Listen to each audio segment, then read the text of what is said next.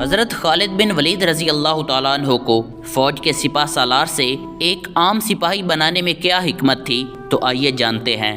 حضرت عمر فاروق رضی اللہ تعالیٰ عنہ کا زمانہ خلافت ہے۔ حضرت خالد بن ولید رضی اللہ تعالیٰ عنہ کو اللہ تعالیٰ بہت زیادہ فتوحات دے رہے ہیں، اتنی فتوحات کہ جدھر جاتے ہیں کامیابی ان کے قدم چومتی ہے۔ جب ان کا طوطی بولتا تھا، عین اس زمانے میں حضرت عمر رضی اللہ تعالیٰ عنہ نے ایک صحابی رضی اللہ تعالیٰ عنہ کو بھیجا اور پیغام دیا، اے خالد، جو بندہ آپ کی طرف رکا لے کر آ رہا ہے آج کے بعد یہ فوج کا سپہ سالار ہوگا۔ اگر آپ اللہ کے راستے میں لڑنا چاہیں تو عام سپاہی بن کر لڑ سکتے ہیں، اور اگر واپس آنا چاہیں تو آپ میرے پاس مدینہ آ جائیں۔ جب انہوں نے رکا لا کر دیا تو حضرت خالد بن ولید رضی اللہ تعالیٰ عنہ نے فرمایا، ہاں میں اللہ کے راستے میں جہاد کرنا چاہتا ہوں۔ ٹھیک ہے، امیر المومنین کے حکم کی وجہ سے آج سے آپ سپہ سالار اور میں عام سپاہی ہوں۔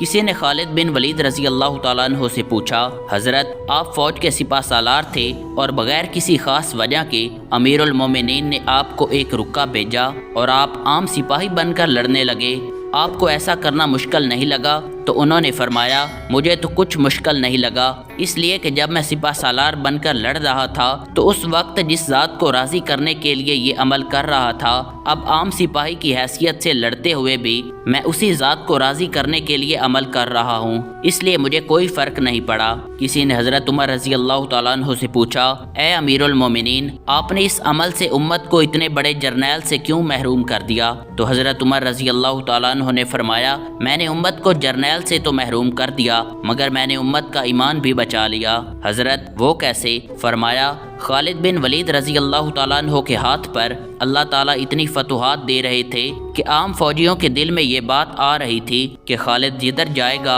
ادھر کامیابی ہوگی۔ لوگوں کی نگاہیں اللہ تعالیٰ کی مدد سے ہٹ کر ایک ذات پر جم رہی تھیں، اس لیے میں نے کہا کہ اللہ عز و جل کی مدد ہٹ نہ جائے۔ میں نے خالد بن ولید رضی اللہ تعالیٰ عنہ کو تو ہٹا دیا، لیکن اللہ کی مدد اب بھی آئے گی اور اللہ تعالیٰ اب بھی کامیابی عطا فرمائے گا۔ سبحان اللہ۔ دوستو، ویڈیو اچھی لگے تو کمنٹ میں ایک بار سبحان اللہ ضرور لکھے۔